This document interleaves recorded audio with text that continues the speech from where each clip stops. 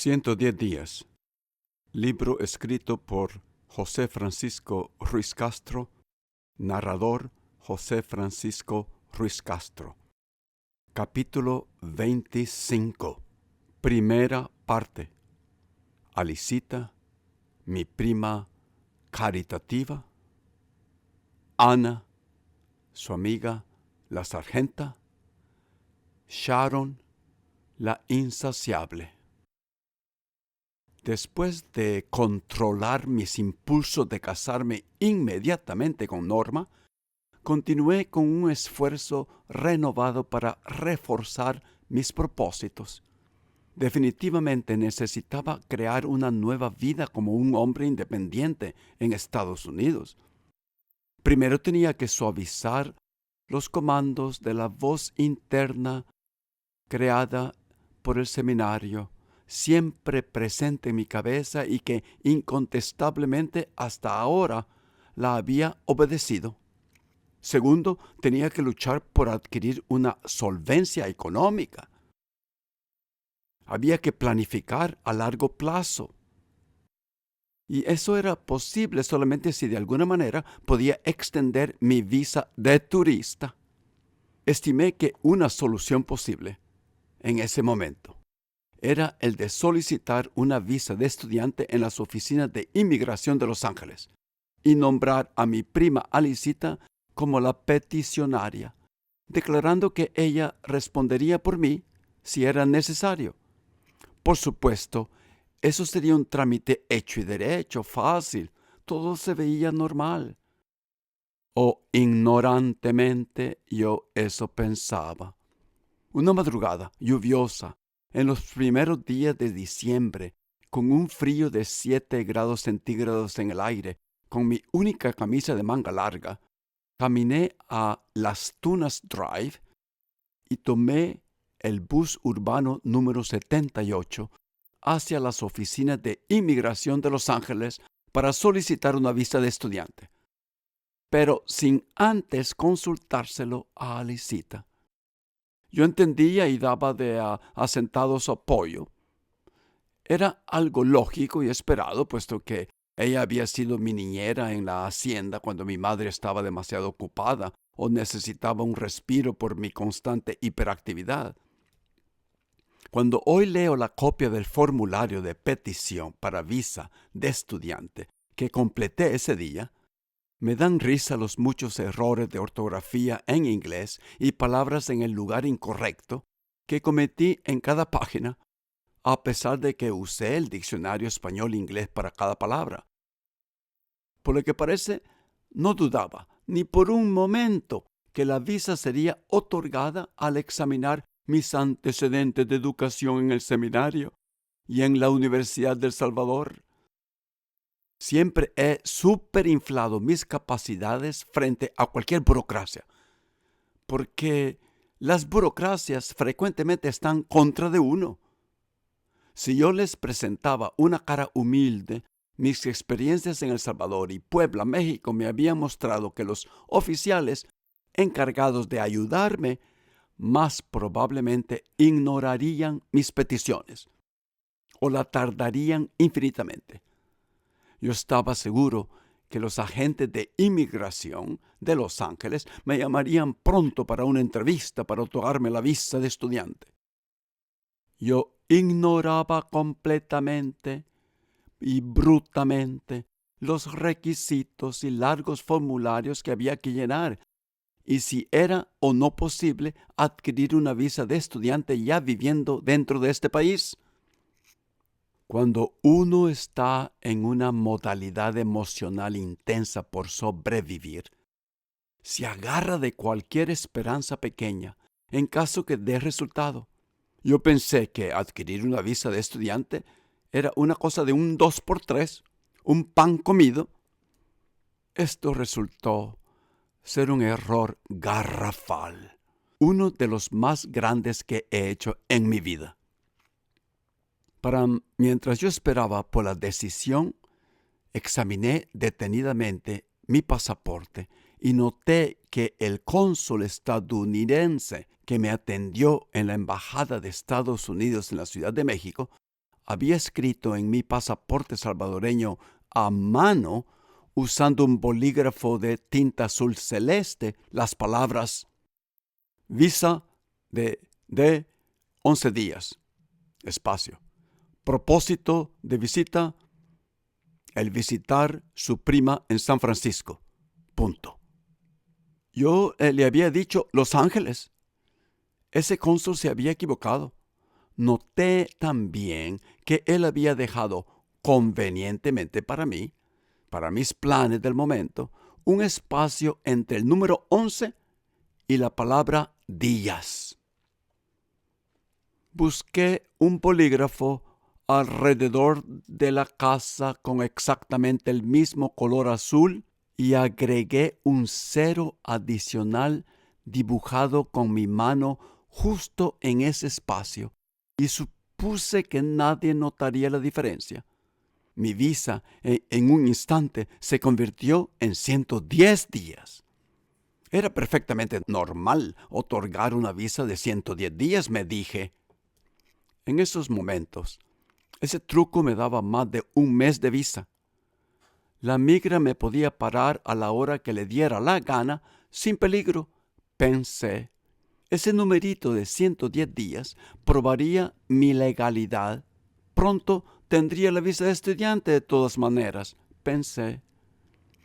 Ese 0 extra me dio tranquilidad por un tiempo, pero doy gracias a Dios en estos momentos que nunca tuve que mostrarles ese pasaporte a nadie, por lo que legalmente nunca mentí. Alrededor de unos 3 días después de haber entregado la petición en las oficinas de inmigración de Los Ángeles, cuando entré a la casa por la tarde viniendo de buscar otro trabajo, encontré a Ana, la compañera de cuarto de Alicita, esperándome en la puerta, furiosa, verde de ira, gritándome, diciendo que había puesto en peligro su sustento en este país por haber ido a inmigración y solicitar una visa de estudiante sin su permiso. No sabía que tú eres tan estúpido. Fuiste a dar el nombre de tu prima a las oficinas de inmigración. ¿No te das cuenta de que Alicita está en el proceso de arreglar sus papeles en este país y ahora la van a interrogar sin ninguna causa porque tú le diste esta dirección? Acabamos de recibir una llamada de inmigración preguntando por Alicita y tu petición para mantenerte. Quiero que te vayas de esta casa de inmediato. Gritó histéricamente al borde del desmayo. Ana me echó de la casa. Recuerdo que Alicita salió de su habitación cuando me retiraba para mirarme con sus grandes ojos negros y tristes y bajó la cabeza un poco avergonzada. Yo, sin saberlo, había puesto en peligro su vida en Estados Unidos, creo. No había nada para Alicita en El Salvador. Ana hizo la decisión correcta, no la culpo. Había sido yo completamente apresurado e insensato, sin consultación alguna, a causa de mis ansias de permanecer en este país.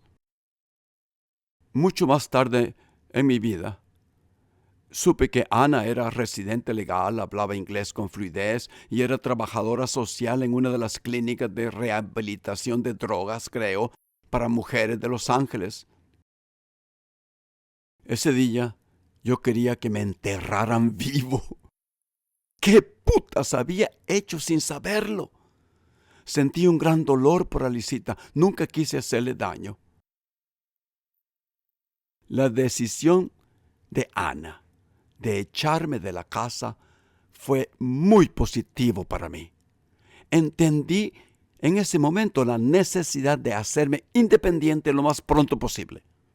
Hizo que enfrentara mi intenso miedo de estar solo en esta vida, de ser totalmente abandonado, y produjo una reacción positiva para forjar todas mis fuerzas e ingenio con el solo propósito de sobrevivir, de sobrepasar esos problemas que enfrentamos todos en la vida, pero que se muestran ser mucho más intensos en todos los nuevos inmigrantes sin documentos apropiados, sea donde sea ese nuevo país. Alemania, España. No tiene que ser Estados Unidos. ¿Por dónde escaparse cuando la migra toque la puerta? ¿A dónde dormir por la noche? ¿Cómo conseguir comida ese día? ¿Dónde se podría vivir tranquilo? Etcétera, etcétera, etcétera. No había vivido 2 meses en la casa de Alicita cuando tuve que irme. Eso era muy poco tiempo, no era suficiente para que yo creara opciones. Definitivamente no podía ir a vivir donde el chicano. Lo pensé, donde vivía la Norma. Llegar ahí como un pordiosero, a rogar ayuda, a decirles que sí estaba dispuesto a hacerme un cantinero, después de todo lo bombástico que había sido en su presencia, y ofrecerles la oportunidad de vivir con Norma en la casa de Alicita. Pero sí lo consideré. No tenía dónde ir. ¿A dónde podría haber ido? Yo me imagino ahora que cuando la oficina de inmigración llamó ese día para hablar con Alicita, Ana dijo que no había ninguna Alicita viviendo en esa dirección y que lo más probable es que mi solicitud fuera un fraude de algún maleante desconocido. Creo que los funcionarios nunca volvieron a llamar y nunca vinieron a la casa a investigar. No lo sé. La ira y los temores de Ana, aunque muy entendibles, me imagino que resultaron ser infundados al final. La semana antes de ser expulsado, sin embargo, de la casa de Alicita en Temple City, el cura de la iglesia de San Luke ya me había dicho que no podía seguir pagándome como ayudante del conserje de la escuela parroquial y me despidió. Es fácil conseguir trabajo en USA y también fácil que lo manden a uno a la mierda, pensé. Al día siguiente de ser despedido, caminé por las calles de Temple City y sus vecinas ciudades de San Gabriel y de Rosemead. Visité todas las escuelas alrededor del área que aparecían en el mapa. Tenía que existir trabajo de conserje en cada escuela y definitivamente me darían trabajo como ayudante al saber el gran trabajo que había hecho en la escuelita de San Luke. Me imaginé que el trabajo de ayudante se pagaba en cash como lo había hecho el cura de la iglesia. Yo no sabía la diferencia de contrataciones de empleados entre las escuelas públicas, escuelas privadas o escuelas parroquiales. Yo pensé que todo era lo mismo. Todos mis sentidos se habían agudizado de nuevo en máxima alerta. No tenía trabajo. Me puse constantemente en un estado mental de vigilancia y concentración para poder encontrar todas las opciones de trabajo posibles. La necesidad de sobrevivir es un motor poderísimo. En mi caminata por las calles, paré primero en una escuela pública. Era muy temprano y la brisa fresca de finales de noviembre era estimulante. Un par de profesores dentro de un grupo que esperaba afuera de la escuela, parados en la acera mientras abrían las puertas, hablaban español. Al oír mi pregunta, contestaron que podía solicitar un trabajo como un conserje, barrendero y limpiador de oficinas de escuelas en las oficinas centrales de las escuelas públicas del condado de Los Ángeles. Consideré ese proceso burocrático un poco complicado, que tomaría demasiado tiempo. Además, era un turista sin permiso de trabajar oficialmente. Necesitaba un trabajo y de inmediato. Uno de los profesores, acercándose como si fuera a decirme un secreto, tal vez percibiendo mi emergencia y mi falta de documentación para trabajar, me dio instrucciones para caminar a una escuela llamada Dewey Elementary School. Tal vez las cosas serían más fáciles por allí, me dijo. Continué andando el boulevard de Temple City hasta llegar a Rosemead Boulevard. Giré a la derecha en Marshall Street. Di varias derechas e izquierdas. Casi como una hora después estaba entrando en la escuela y parándome enfrente del escritorio de la recepcionista. Como un mudo pidiendo limosna, le mostré la tarjeta escrita por el cura de la iglesia St. Luke de Temple City, Padre Birch, atestando de mi buena conducta. Yo me sentía muy orgulloso de la referencia excelente que me había escrito ese cura. La recepcionista inmediatamente, sintiendo mi vacilación para comunicarme, de inmediato cambió a un español perfecto. Yo, estupefacto, observé su cabello amarillo como una borla, como esos pelitos de una mazorca tierna, probablemente por más tiempo de lo debido, y luego bajé mis ojos hacia su acentuado y grueso labio inferior, después de haberlos clavado por un instante sobre los suyos de color azul marino. Su español era impecable, con un acento muy centroamericano, dirigiéndose a mí con el coloquial vos en lugar del tú o el formal usted. Esa gringa, sin saberlo en ese momento, acababa de susurrar en mi alma.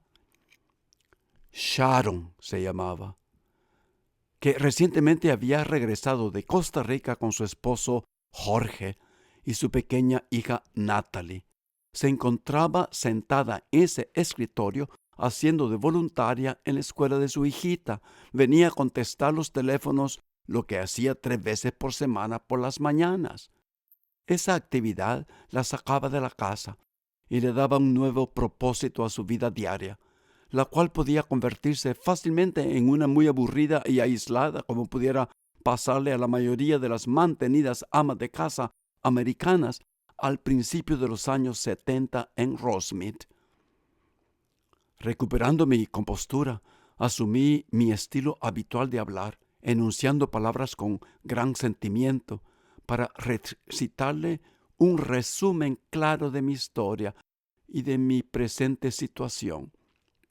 La cara de Sharon se iluminó, emocionada por un encuentro con un centroamericano en una población inmigrante fuertemente mexicana. Ella se levantó del escritorio, me invitó a sentarme afuera en el patio de la escuela y me correspondió contándome su feliz aventura durante su estancia de 2 años en Costa Rica. Allí ella era el centro de atención y admiración, prácticamente una sensación dentro de la familia de su esposo Jorge. Los hombres costarricenses, me decía, se detenían a susurrarle poemas con palabras románticas, que después entendió se llamaban piropos, mientras caminaba por la avenida central de San José.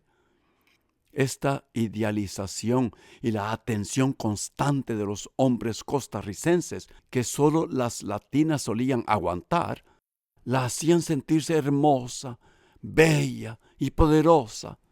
Pero a Jorge, su esposo, le resultaba inquietante, me decía.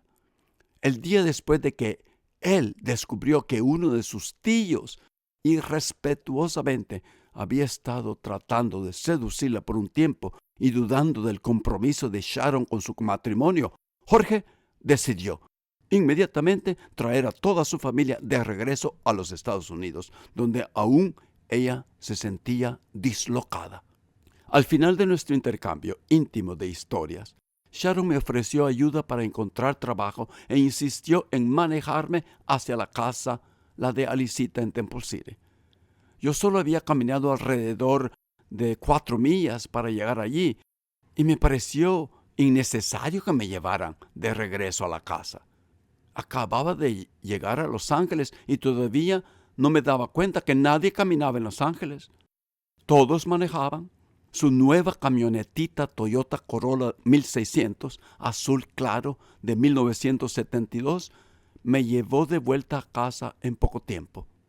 Inocentemente, y a manera de agradecimiento por su gentileza, le pedí que entrara a tomar un trago de agua.